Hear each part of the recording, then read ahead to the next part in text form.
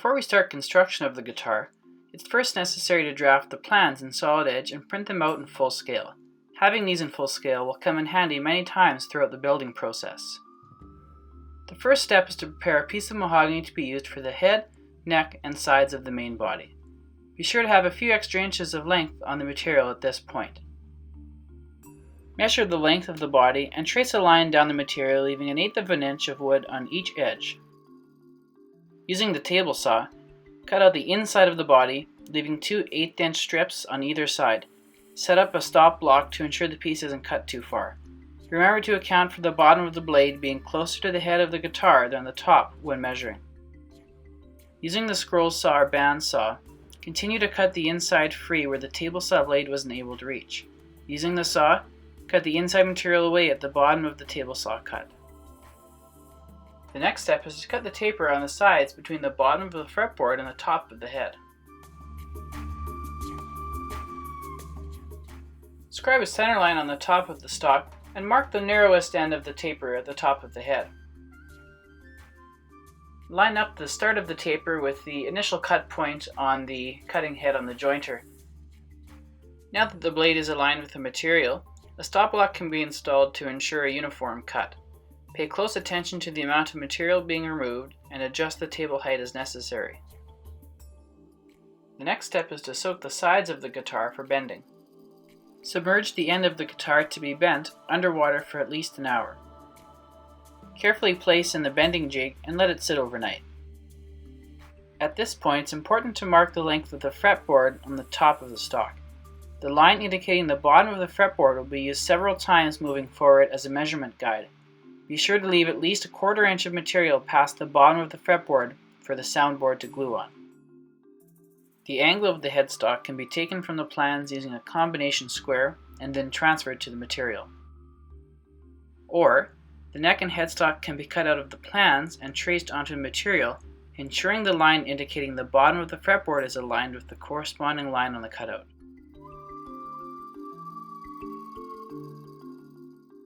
Cut the head and neck out on the bandsaw, paying careful attention to cutting both sides of the head flat and to the exact dimensions on the plans. This will be important when installing the tuning pegs later.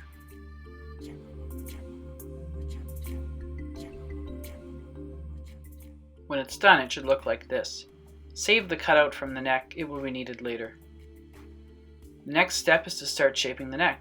Before we begin shaping, it's important to scribe a center line and a couple parallel reference lines on the neck to keep an eye on the symmetry as we move through the shaping process. Clamp the guitar in a vise in a position which will be easy to manipulate with a file. Once the guitar is secured, begin the shaping process with a file. For the finer shaping, a palm sander or good old Armstrong sanding technique can be used. Be sure to check the symmetry of the neck often throughout the process. This looks pretty good. We're going to use an 1/8-inch piece taken from the neck cutout as the end of the guitar body. Submerge the piece in water for at least an hour before beginning the bending process. While we're waiting for the end to soak, it's a good time to mount the supports for the end piece, again taken from the neck cutout. Measure from the bottom of the fretboard line to where the end piece will be installed. Check and double check this measurement, as the symmetry of the guitar depends on these supports being placed correctly. There are a couple methods of shaping the end. The first one is using a bending iron. Using firm pressure, move the piece evenly side to side. Compare often to the plans to achieve the desired curve. This can also be done using a clamping jig. Clamp each side evenly as pressure is applied. Let the piece sit in the jig for 24 hours. Cut the piece to length, glue, and clamp against the supports. Once the end has dried in place, cut off the excess sides. At this point, we're going to shift gears and work on the fretboard. The fretboard can be made using pretty much any hardwood that's 1/4 inch thick and large enough to fit the fretboard on it.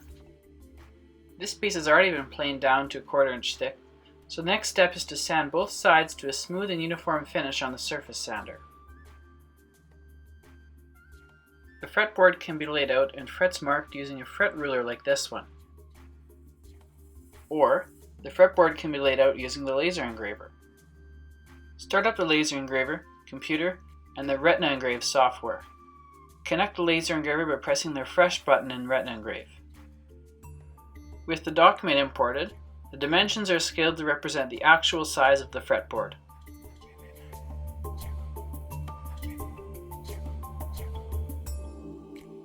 Double check the dimensions before going ahead and setting up the laser. After pressing the Home button in the software, the laser head can be jogged to the top left of the cutting piece. To ensure the laser is in focus, the Z-axis must be adjusted. This is done by dropping the lens onto the spacer and retightening the screw. Ensure the spacer has just enough room to move freely. Use the Perimeter Steps button in Retina Engrave to ensure all 4 corners are on the cutting piece. Once the piece is properly aligned, press the Play button and watch the laser work its magic. This particular design incorporated deer heads as fret markers. Any vector-based outline image can be used for this. If you choose not to engrave fret markers on your board, that's fine. There are a couple additional fret marking options which will be shown later. When the laser is done cutting, it should look like this. It can now be cut out on the bandsaw. The laser engraver can also be used to incorporate intricate inlays such as this one into the fretboard design.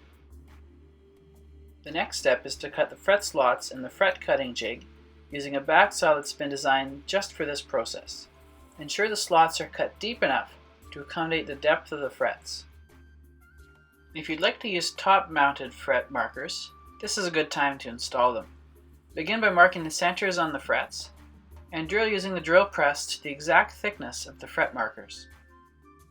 Glue the markers into place using wood glue. Now it's time to start installing frets into the board. Using fret wire, carefully and evenly tap the fret material into the groove using a dead blow fretting hammer. Trim the ends of the frets flush with the sides using a fret cutter.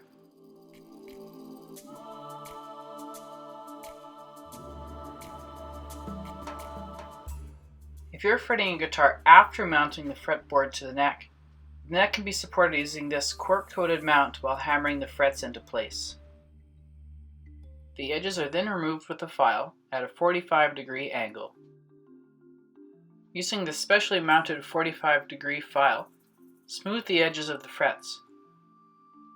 Notice how the file catches on some frets. These ones need to be filed by hand a bit more first. The frets are then checked for level with a fret rocker, and filed down with the fret leveling file as needed. A double-edged fret file can be used to restore the curve on the fret after filing. Once all of the frets are installed, the fretboard can be glued onto the neck. Be careful to align the bottom of the fretboard exactly with the line scribed on the neck. Clamp in several spots along the board. The next step is to cut out a piece of mahogany for the back of the guitar. The easiest and safest way this can be done is using the little ripper set up on the bandsaw. This piece is prepped the same way as the fretboard was on the surface sander. Cut a piece of sitka, spruce, or cedar for the soundboard and trace the shape of the body onto the wood. Cut and glue support pieces onto the soundboard. This is also a good time to measure and cut out the sound hole using the drill press. Now that the front and back are both ready to be mounted onto the body, apply glue to both sides and to the front and back. Extra glue can be sanded off later. Ensure the soundboard is aligned and clamp in place using these cork-lined clamps. Use as many clamps as possible to avoid gaps. Once the glue dries, remove excess wood and glue with a file or an oscillating spindle sander. Finish by sanding the side and edges of the body by hand. Next we're going to start on the bridge, which will look something like this when it's ready to be mounted on the guitar.